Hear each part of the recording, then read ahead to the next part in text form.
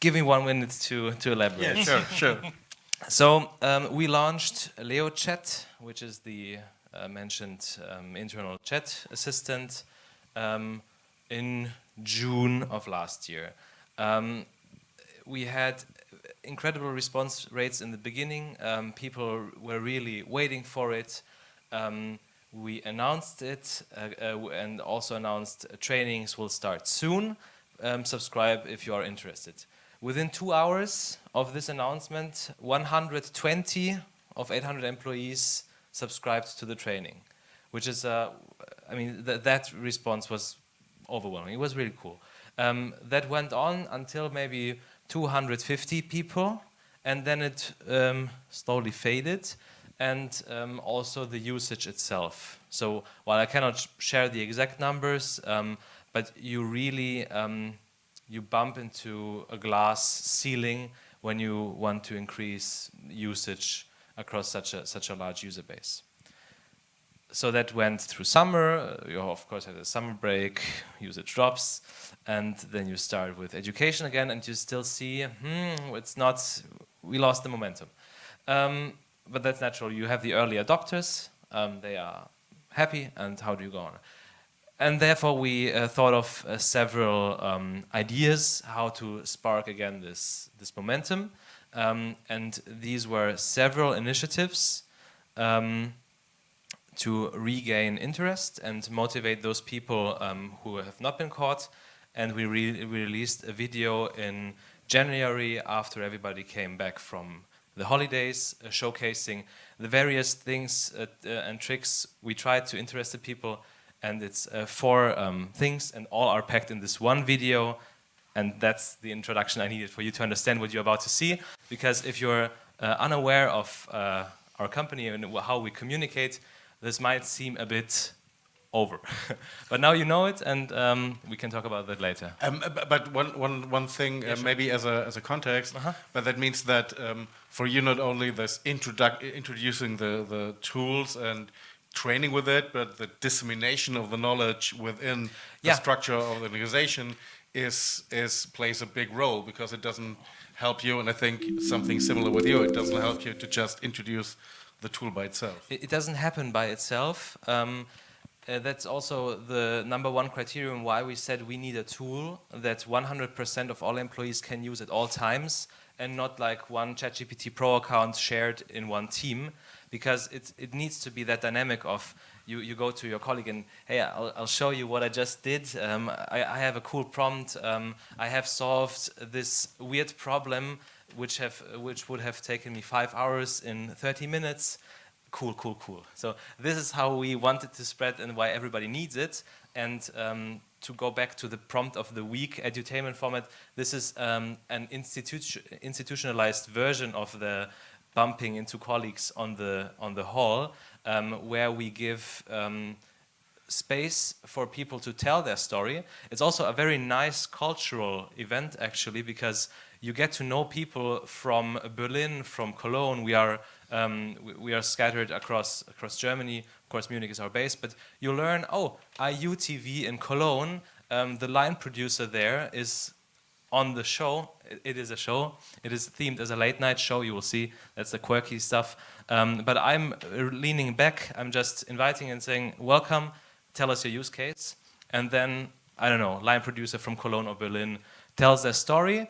And this is just to spark creativity. It's not the same use case. Maybe they can just use it, but in most cases they've sparked creativity and curiosity. To go back what Luca just was holding up here, and we see if the people are curious, and they are across all ages. So we have the prompt of the week, people from all age categories. I mean, I don't know the age in our company, but it's not only new colleagues.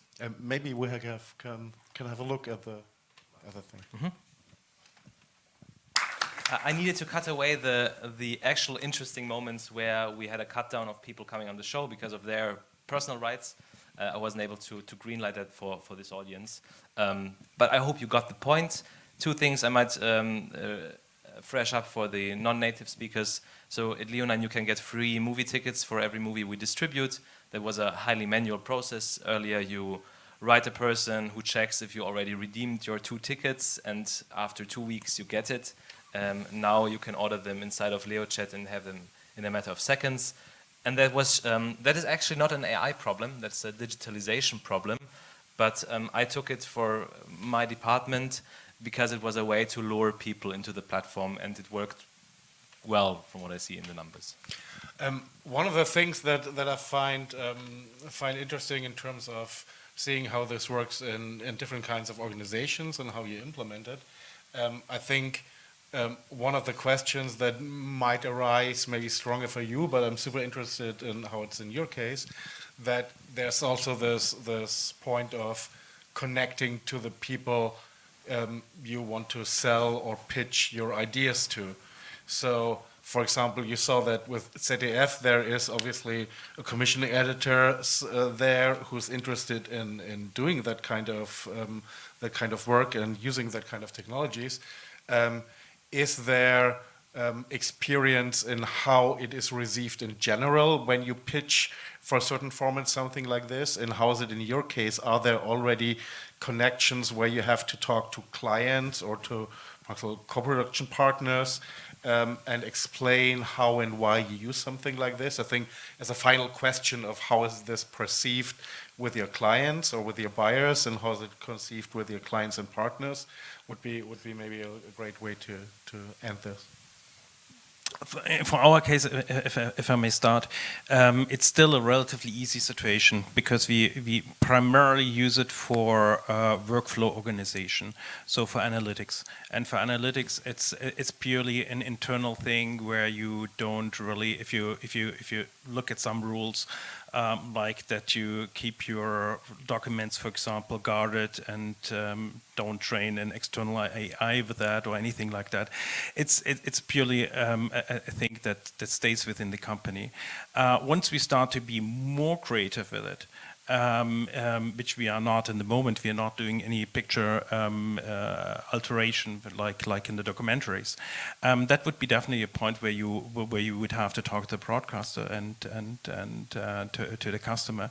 And I do see that there are actually also groups working together within the RRD, which is our main customer, who are looking at the stuff. There is a very strong openness. And they are all very, very eager to learn because, I mean, one thing we all know, I mean, this is the future. This is something we have to figure out how it works and how we can use it for our companies the best way. Yeah, I think across German broadcasters there's a growing awareness and responsibility in terms of AI.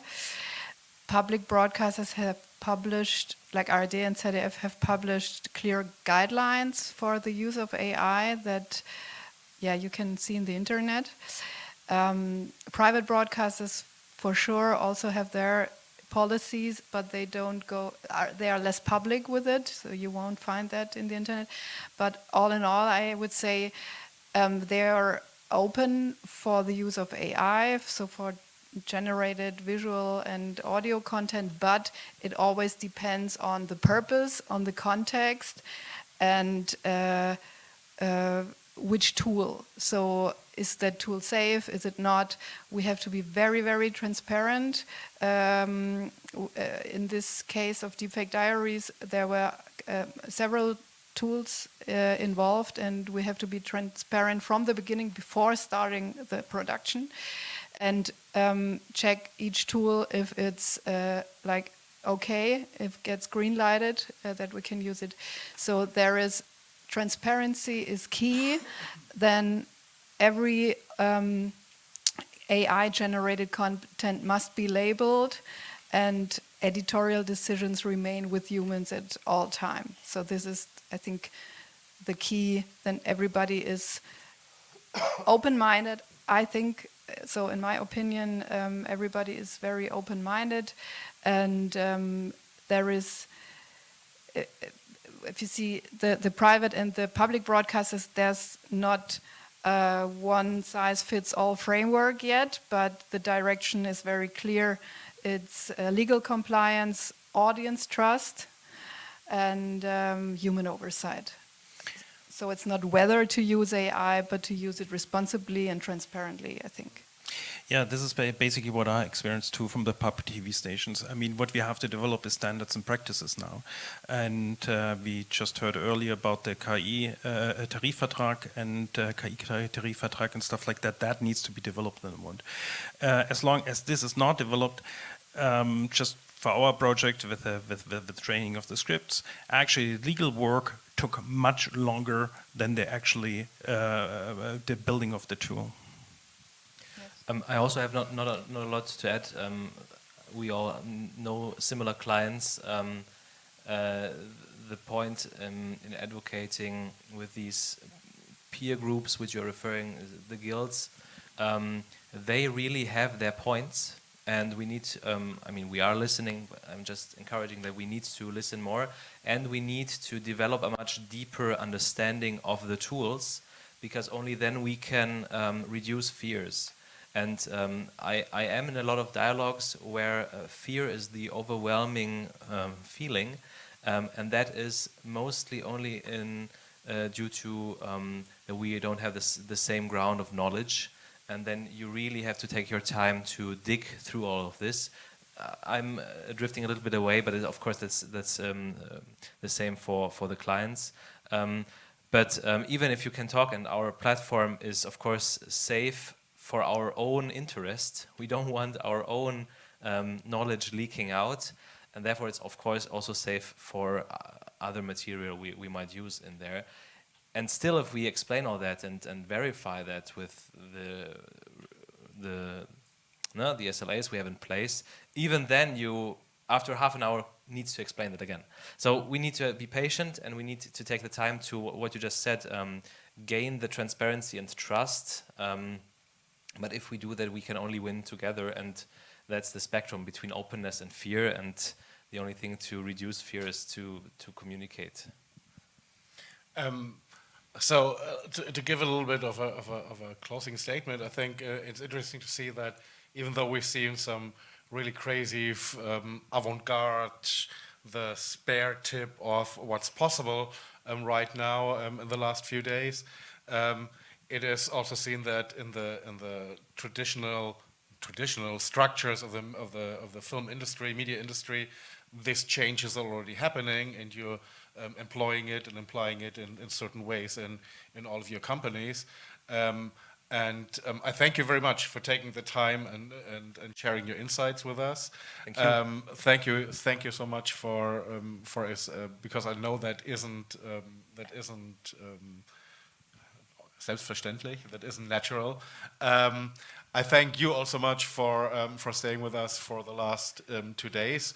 I thank very much to Michael Rösel for being like the motor behind of this. I'm thanking very much the Ludwigsburg, the Film Academy here, for making this possible for the second time in a row. Thank you, Andreas Barreis, who is like representing the new leadership here at the Film Academy. Thanking all the watchers at the different screens at home. And I think I end with a small note that outside there is a little bit coffee available. So if you want to still mingle and have still the energy for talk, thank you. And finally, a big thank for anybody in the background, for the technical team, for making this possible and having the patience, even though it was sometimes not as smooth as we expected. Thank you very much.